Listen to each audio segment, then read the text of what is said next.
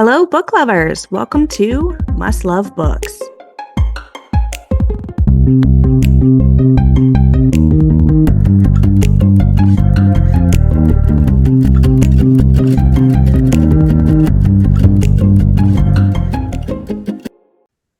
Hello and welcome back to Must Love Books podcast. Today I am here with author Emily Blackwood. Emily has been a writer her entire life, but it wasn't until 2020 that she published her debut novel, All the Crown's Shadows, and launched her author career. She loves young adult and adult fantasy, dark romance, and all things magical. You can find her watching The Vampire Diaries with her cat, Mister, or drinking a margarita somewhere warm. Find her on all her socials at author Emily Blackwood. Hello, Emily. How are you? Hi, I'm so good. Thanks for having me on. I am so happy to have you here today. I am ready for us to dive in and talk about how you went from, just writing on your own on the side to striking gold on TikTok with that one viral video Oh, and yeah. how that led you to, becoming a best-selling author. Yeah. It was crazy. I mean, looking back and thinking about it now, it all happened so fast. I started writing in 2020 during the pandemic, and I had just graduated college that year, that spring, like right when everything was hitting the fan. And I had a job offer lined up, and they, of course, went on a hiring freeze, as did like everyone else. So I was living at home with my parents. And I had no job. Like we were all, forced to stay home. And my mom was the one who said, "Hey, Emily, like maybe you could write some books, like make a career out of like writing some books," because she had heard of this crazy thing called indie publishing. And I had literally never heard of indie publishing before. I had not heard of indie books before. And I feel like in this world, we're also aware of it. But outside of like the book community, people really don't know that much about indie publishing or indie books. So anyway, I had nothing else to do, so I gave it a shot. And I've always been a writer. I just never thought that I could write a book because, that's kind of crazy. But I took a chance on it and I wrote my first book in really just a few weeks. I mean, I had a lot of free time at the moment. So I wrote my first book. It was god awful, and I published it. And I ended up, getting a job later that year, and I kind of put writing books to the side, but it had really like lit a fire in me. And I knew that like that was what I was supposed to do. Like it made me excited. I loved thinking about it. I started doing all this research, and I was working, a full-time job then, but I still knew that, that was just temporary, and that I wanted to make this work, and I wanted to make writing books my career. So I became obsessed with it, really. Like it was everything that I did in my free time. I started writing the sequel to that first book. I ended up writing 3 books in that first series. All of them were, not, I think every author will tell you that their first few books maybe were not the best, but I had to get those, to get to the 4th book, House of Lies and Sorrow, which was a brand new book in a new series. I knew I had to shift. I knew I wanted to put a little more romance into it, and kind of hit the fantasy romance genre that was really starting to bloom. And so I wrote that book, and I really got into manifesting and using the law of attraction really to, every time I sat down to write, I would tell myself that I'm writing a bestseller, I'm writing a bestseller. And if it didn't feel like I was writing a bestseller, then I knew I had to shift. But anyway, I published House of Lies and Sorrow, and at that time I was really on TikTok a lot, and it's funny because I published House of Lies and Sorrow, and really nothing happened.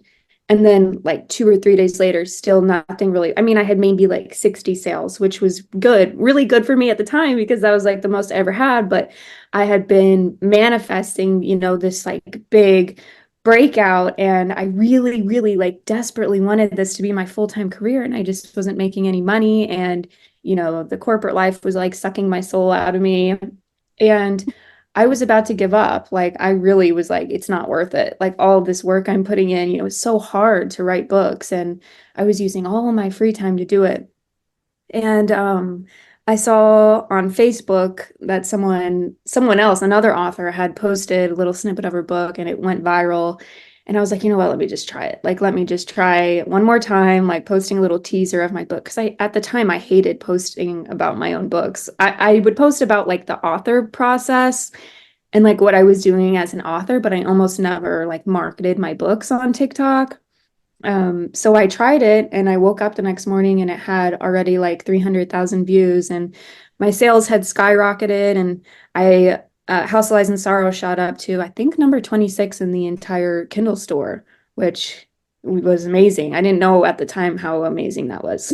Probably never get that again in my career, but um, yeah, so that is what launched that series. And I think it was the following year, um, maybe it was 2022. Oh, yeah, it was 2022 that I quit my job, and now I write full time. And it was all thanks to that one book, really, that launched everything for me. Which is honestly the dream that so many indie authors have.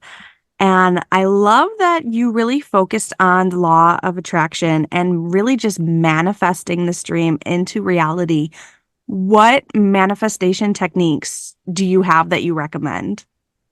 Oh my God, I love talking about this, so I could stay here for 5 hours and talk about it. But Let's do it. the one thing, yeah, yeah, because I think so many people like want it so bad, and people say, man, like people throw that word around a lot, manifesting, law of attraction, but a lot of people don't really know how to put that into practice when it comes to like becoming a full-time author. So what I would do is, I read a book. It was called The Power of Your Subconscious Mind by Joseph Murphy. So I always recommend that to people. I mean, it's an older book, so you kind of have to pick at it, like take what works for you. But it talked about scripting a little bit and kind of like telling yourself a story in your mind, like before you go to sleep at night. So I would get out a blank notebook and I would write down, oh my God, like I woke up today and it feels so good to be a full-time author. Like all I did was drink coffee and write my books all day long. And I'm so grateful that, I'm making X amount of money writing my books, and all my books are bestsellers. Like I would write stuff like that when I was making no money working a corporate job. So but it helped me get excited for it. And something that's really important in the law of attraction, like manifesting, is feeling these elevated emotions, like the emotions that like make your chest kind of like swell up, because you're so excited or passionate about like the idea of something, like this vision that you have for yourself. So when you have that emotion that like makes your chest kind of swell up a little bit with, love or excitement or gratitude, that's a really good time to be either journaling that stuff, like what specifically that's going to look like for you, or like before I would fall asleep at night, I would literally say over and over and over again in my mind, like, the universe delivers me best-selling book ideas. Every book idea I have is a best-selling idea, like divine from the universe. I know it sounds like nuts, but really, I mean, once you start to truly believe that, you're going to start acting that way. And, House of Lies and Sorrow, looking back now, wasn't like my best work to this date, but at the time it was. And at the time, it's exactly what I needed. So, and I don't know how much of it, people like to kind of dismiss manifesting because they're like, well, I did actually have to write a book. So it's not like it was just magic, but yeah, I really do I personally think I owe all my success to that, and just having the mindset that it was going to happen and feeling like knowing for sure that it was going to happen. I just didn't know when. So yeah. I love that so much, truly. I'm taking notes. Yeah. Yeah. And, yeah, some people definitely do kind of dismiss that as, it's just positive thinking. And in a way, it is. Mhm. But it also does, as you said, you had to write a full book. It does require you to put in the work and to be excited about putting in the work. And I think Right, that is what really is the driving force, is basically just believing yourself and knowing that you right. can do it allows you to actually do it.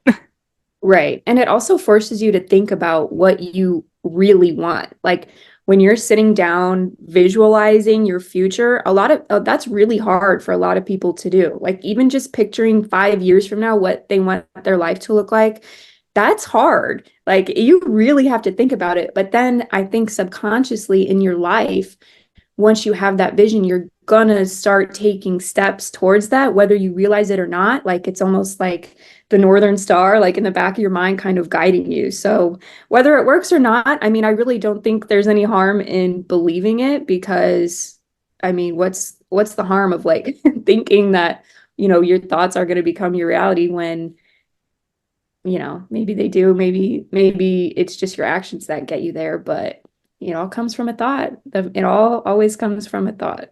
Exactly. Like, what is the harm in just believing in yourself?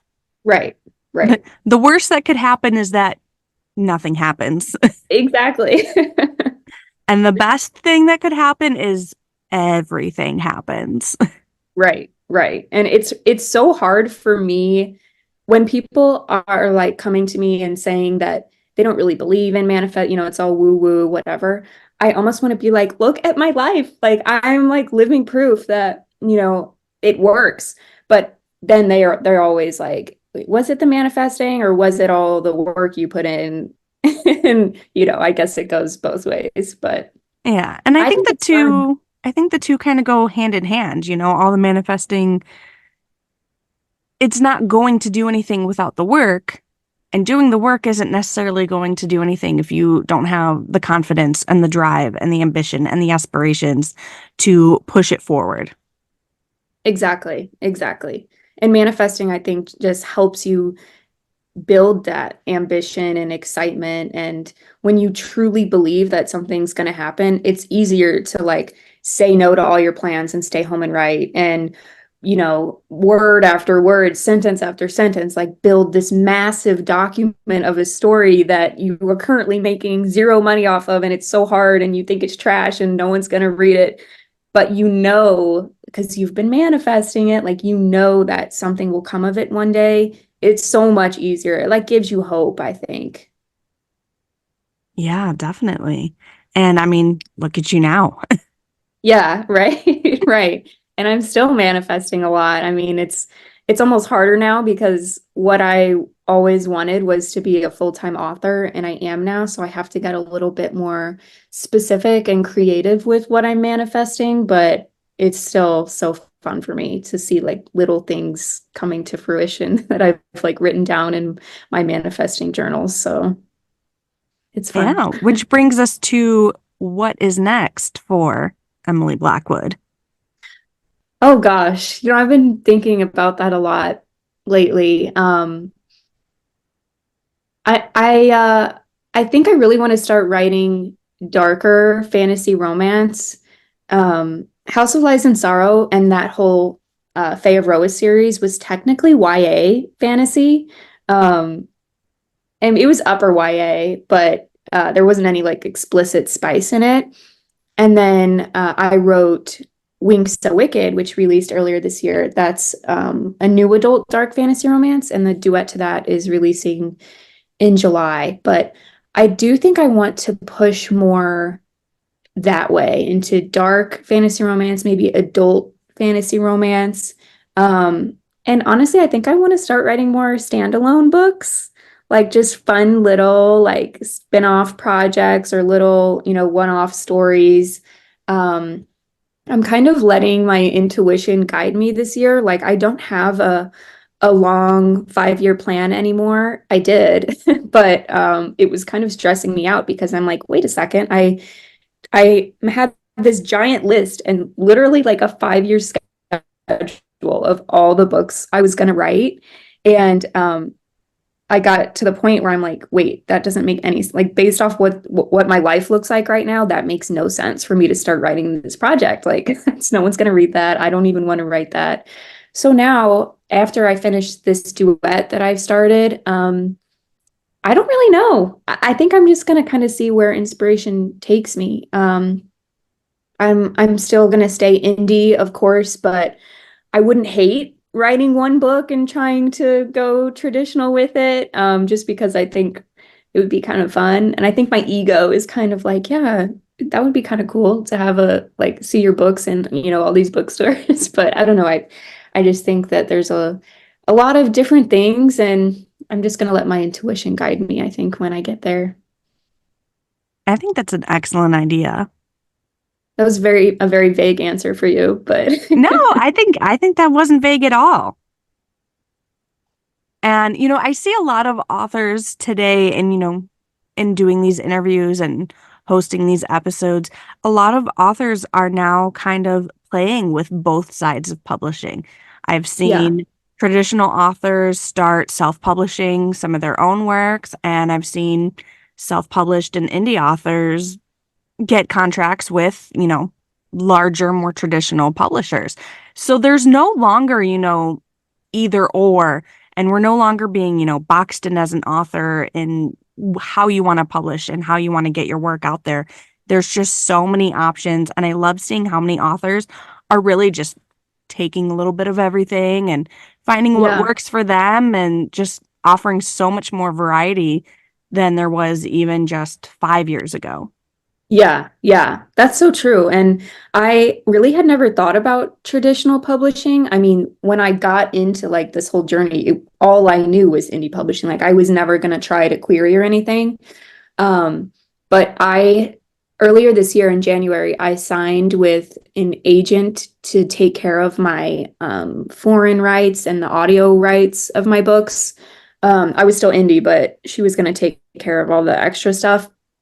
And she had just emailed me a few weeks ago and was like, "Hey, do you have any ideas that you would want to maybe pitch to, traditional publishing houses?" And I was like, "Well, now that you've mentioned it, maybe. I don't know. Let me think about it." Like, sure. I mean, who knows? Like, so we'll see. I mean, you're right though. Like having a mix is becoming more and more popular, and it's almost like why not do it? Why not try it at least once? It's always good to try something once.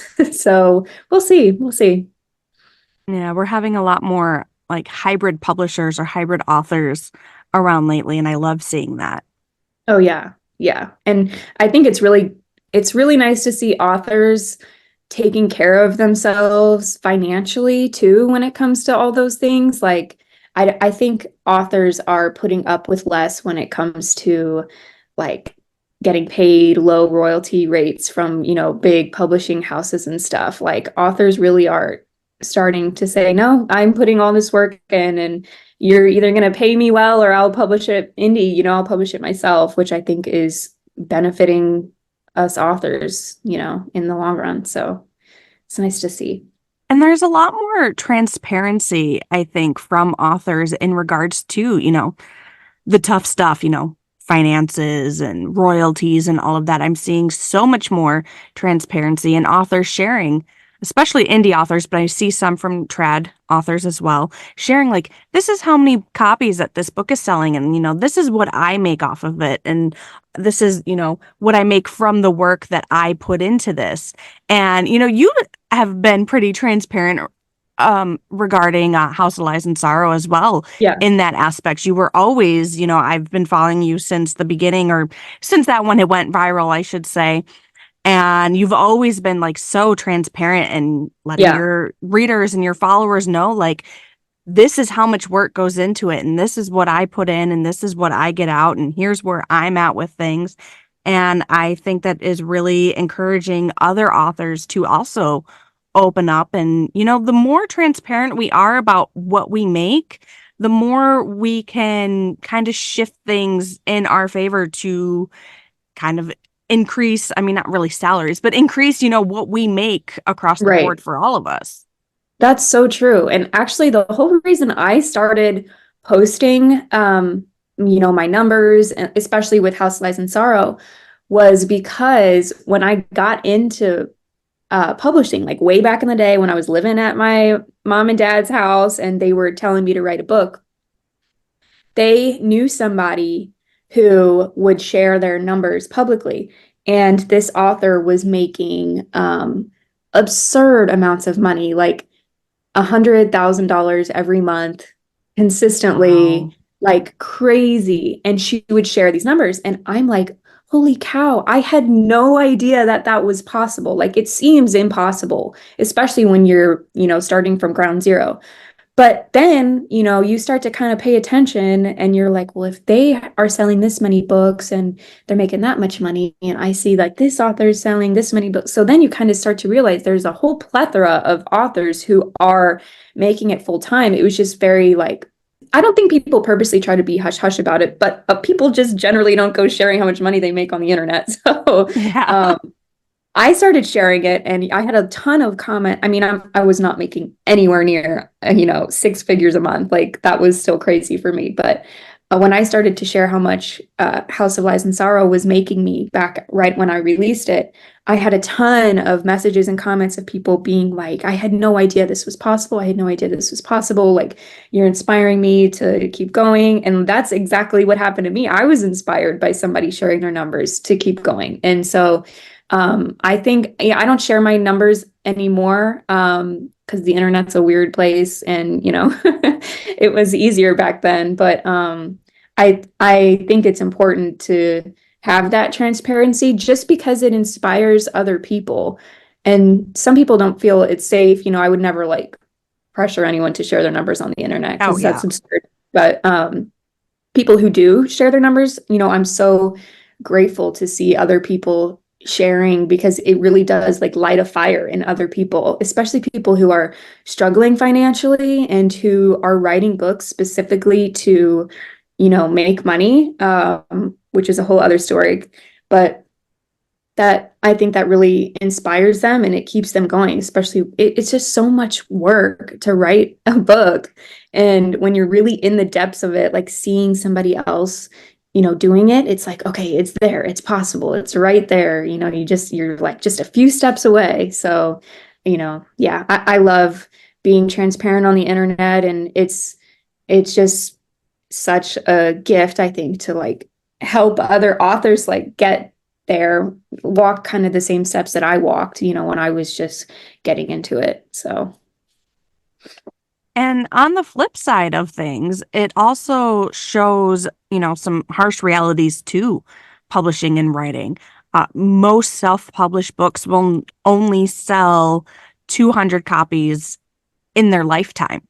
And even for traditional published books, I believe it's 2,500 is the average number of books a traditional published book will sell in its lifetime. Like that's not at its release. That's not, in a year, throughout its life. So, yeah, we also can explore this more on the flip side so that people see, not everyone's going to strike it big and have that luck. And, if you self-publish and you sell 1,000 copies, you're considered to be like in the top 10% of self-published authors. And that's, a kind of transparency and information that I think a lot of aspiring authors don't kind of realize. yeah, So I yeah, think it's also good, to talk about numbers in that aspect as well, so that we can see that it really is a huge range.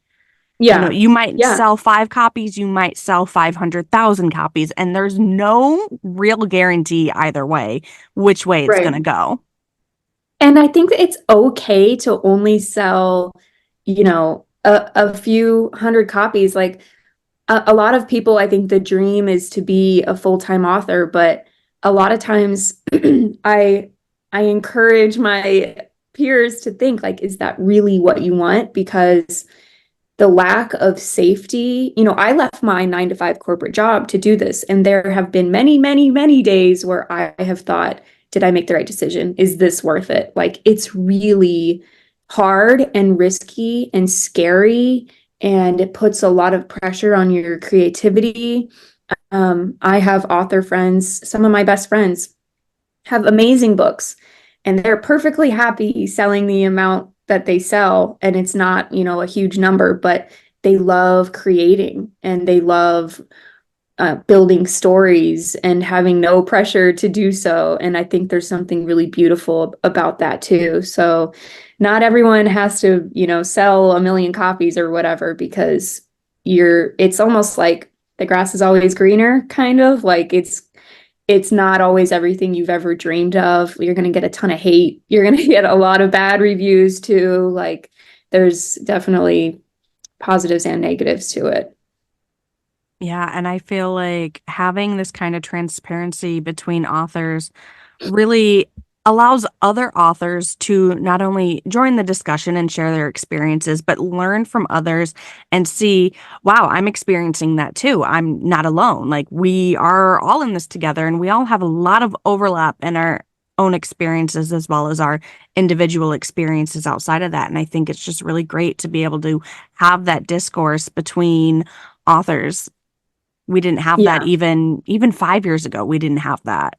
Yeah. Yeah. I feel so lucky to have gotten into um, the author space when author talk was like just becoming a thing because I can't imagine how isolating it would be without it. I mean, it's isolating with it, but at least, I can see other people struggling when I'm struggling, and I can see other people succeeding if I need inspiration to succeed. I just have to, open the app and it's all right there. But yeah, you're right, like that transparency goes a long way.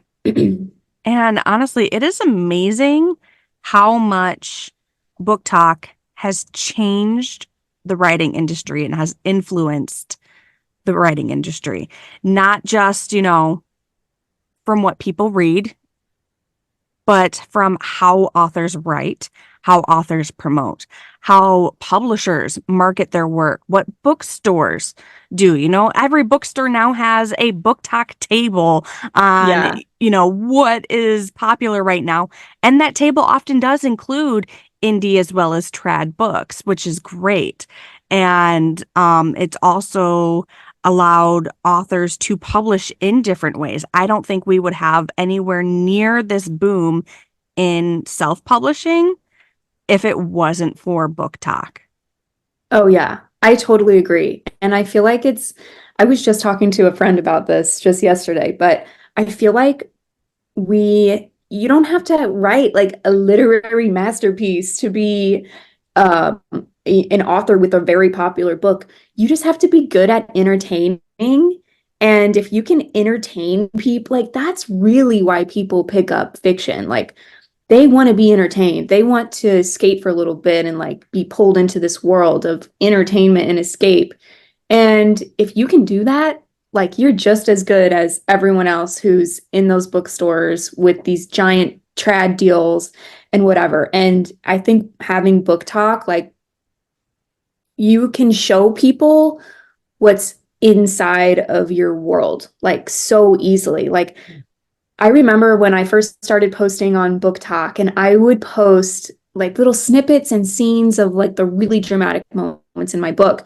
And some people would say, "Isn't that a spoiler? Like, aren't you spoiling that for your readers?" And I'm like, "No, no, people want to know what they're getting into." And I think BookTok changed that so much. Like, just kind of saying a little one sentence about what your book is about isn't enough anymore. Like, people want to see that deep, romantic, dramatic, dark, gritty stuff, and they want to see that. And then they'll go pick up your book. Like Book Talk has really allowed people to have full windows into other people's work so easily. So I think that has changed it a lot too. And it's made it so much easier for indies to gain popularity and to be in those big bookstores because they're like, hey, yep, my book's just as entertaining as all these other ones, which I'm so grateful for. I absolutely agree. And honestly, I'm genuinely excited to see like what is next in the writing industry. How, Oh much yeah. more is this going to change? What direction are we moving in? Are we going to start, seeing even more of a connection between trad and indie books? Are we going to start seeing, new publishers start to prosper outside of, the big five? I'm just really looking forward to see what's coming next. Yeah, it's kind of scary to think about. It is scary. It's exciting and terrifying at the same time. It is. It is. So we're going to go ahead and talk about Wings So Wicked, Okay. as this is your newest, it's a duology, correct? Yes. Okay, so Wings So Wicked is, I like to say it's Fourth Wing meets The Serpent and the Wings of Night. It's an academy, new adult fantasy academy setting. It's very dark. It has fallen angels, vampires, fae. It's about Hunter, who is our female main character. She was raised as a vampire assassin. She's a fae, and she gets sent to this academy called Mora Seminary, and you have to pass this academy to get into this elite society called the Golden City.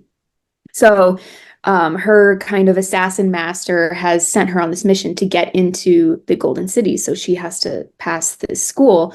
And when she gets to the school, she realizes that her enemy, who is also a fallen angel, is her roommate at this academy. So there's a lot of forced proximity, a lot of tension, banter, violence, but Hunter has to go through this whole internal journey because she's kind of been brainwashed her entire life by this assassin master who was kind of her father figure, but was very abusive. And that's the only love she's ever known. So she kind of thinks that that's what love looks like. And I wrote this book. I actually wrote this book around one or two scenes that came to me, and I was holding on to these scenes the entire time I was writing the Fae of Roa series.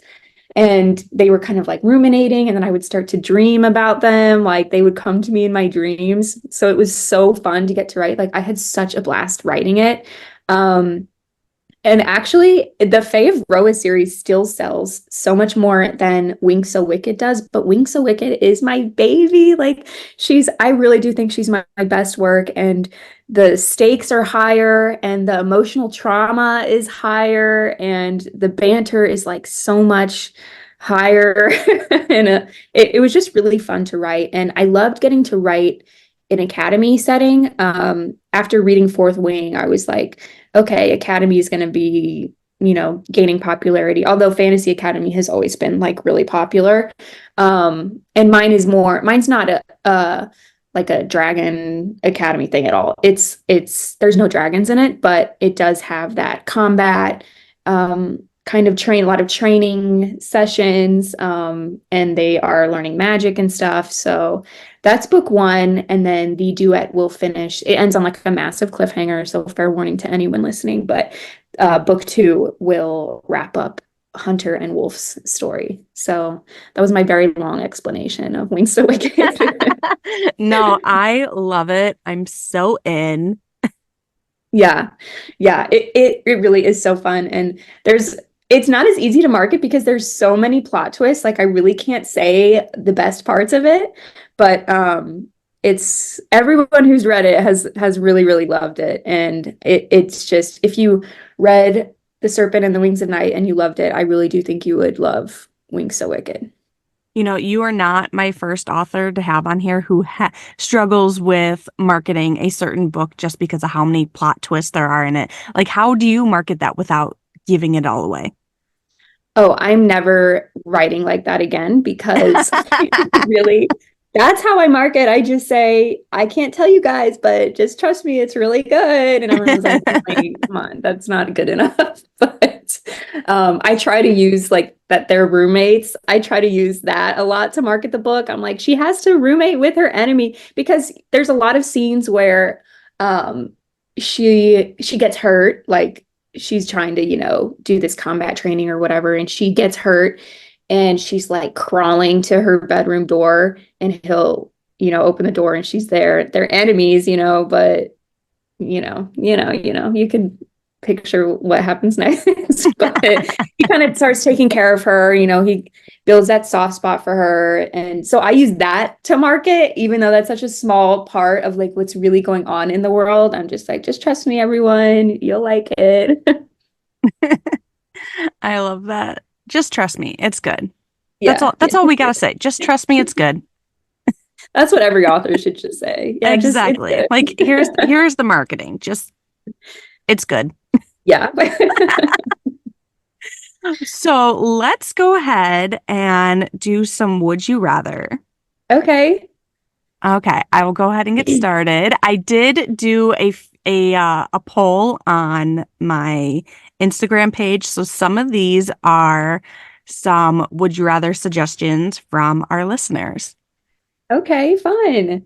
So we're gonna dive in, and I'm gonna give some shout outs too. So let's go ahead with Okay. my last romance novel. Her question is, would you rather only get to read your favorite author or never be able to read your favorite author ever again?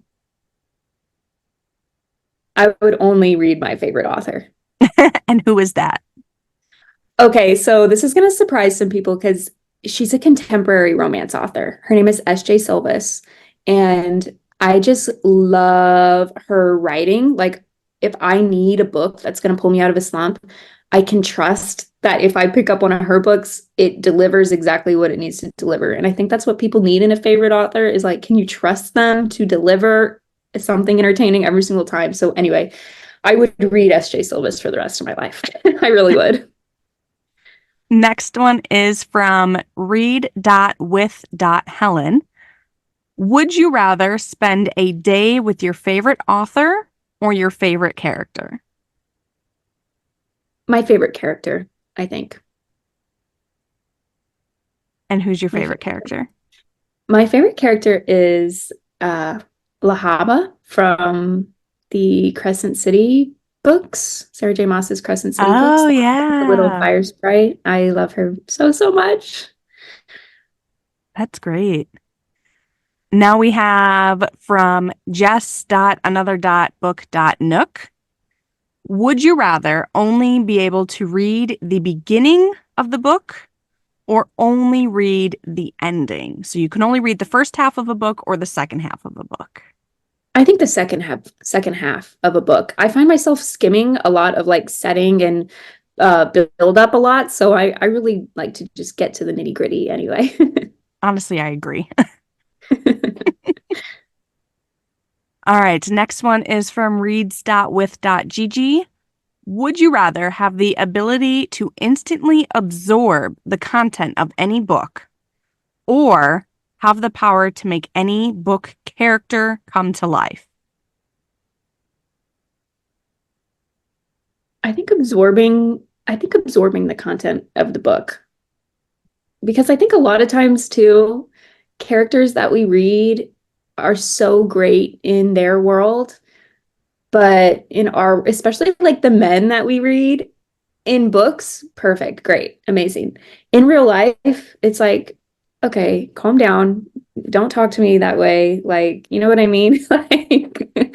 Like I prefer our fictional folks to stay fictional, I think. So I would like to just absorb the content of the books. Well, not to mention, you could get through your TBR so fast, So you would never even have a TBR. You right? just Like, I could imagine just like walking through a bookstore and just like each one. yeah. And you just know. I mean, you would be like, God, I don't even know how you would live your life. Like you would just have so much power and knowledge. Exactly, because that technically doesn't have to only be fictional books. Like, you could learn everything too. Yeah, totally. Yeah, that would be quite a power, to be honest. It would be. Yeah. Maybe that is a story plot for someone. Someone write Oh, this. yeah. I mean, that you're really onto something there because then it's like they would be maybe scared to like maybe they've like absorbed too many and they're like feeling traumatized by all of these like lives that they've had to live in their minds. Now they like don't want to touch the books and like accidentally absorb the stories, you know? Yeah, not to mention like all the things that you could learn and how those things could be used. Yeah. Yeah. Yeah, there's so many avenues where a story like that could go. So someone write this for us. I'll have you on the podcast. All right, one last one that was recommended is this is from I Listen to My Books. Would you rather marry an enemy in an arranged marriage or be abducted and forced to marry your kidnapper? Mm-mm.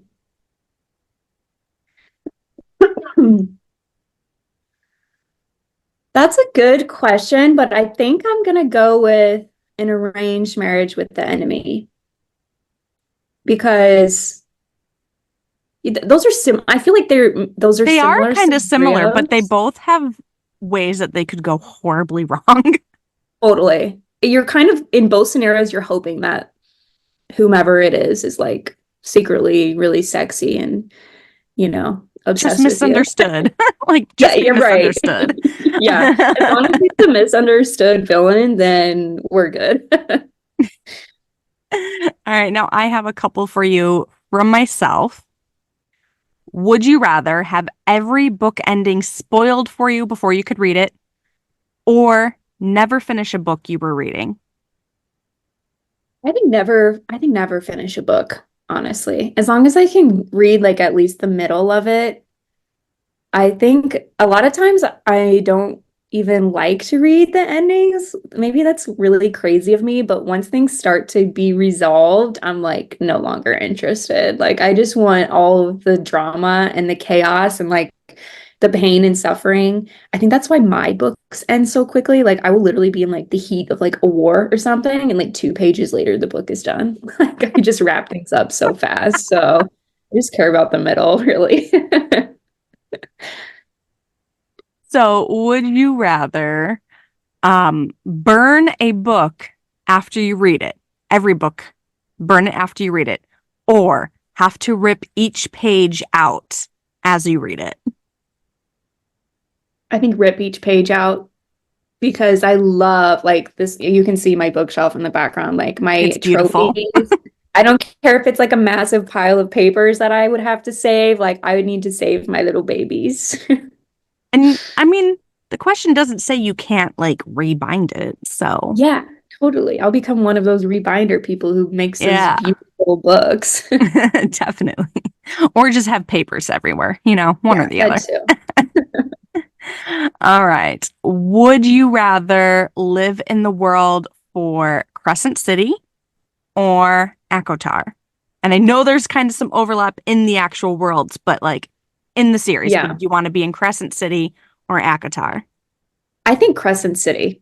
I think Crescent City. When I first read Crescent City, it was my favorite book. I mean, I say this about every book that I read. I need to like decompress for like a few days before I make like my true opinion. But when I had read it, I was like, this is the best thing I've read because I loved how Bryce was so gritty and traumatized. I love my characters traumatized. I loved how traumatized Bryce was. And then like the modernness, what I guess I don't know if the word modern is correct, but you know what I mean. Like it's more modern, which I thought was really a fresh take on like a big fantasy world like that. So, and I liked they had like the nightclubs and like the bars, which I thought was fun. But yeah, I would say Crescent City.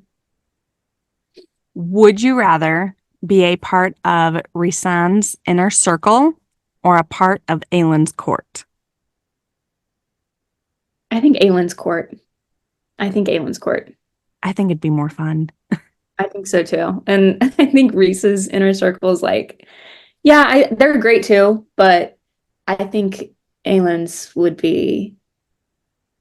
be more a little, well, I think there would just be more going on there. Would you rather always read the last chapter first or always watch the movie before reading the book for an adaptation? Oh, I would read the last chapter first. I cannot read a book after I've seen the movie or show. Really? It ruins it for me. It ruins it. But I'll I read the ending, but I have to be able to visualize it myself first, Yeah, as I think it opposed does have kind of an impact on how I visualize.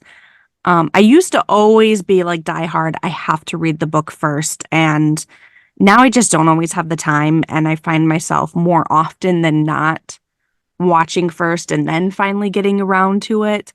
And I do think you just compare it so much more while you're Yeah. reading. So it kind of takes you out of it a little bit. I can see that. Yeah, yeah. Like I like to really be blindsided, and that would take that away. Although there's so many adaptations or adaptions that stray from the books. So I guess that wouldn't be that bad, but as soon as I've seen the movie or whatever, I kind of know that I'm never going to read the book. Would you rather wait 5 years for the final installment of your favorite series, or get it now, but you have to read every spoiler out there before you can read the final novel? That's a hard question. I think I think I would wait 5 years.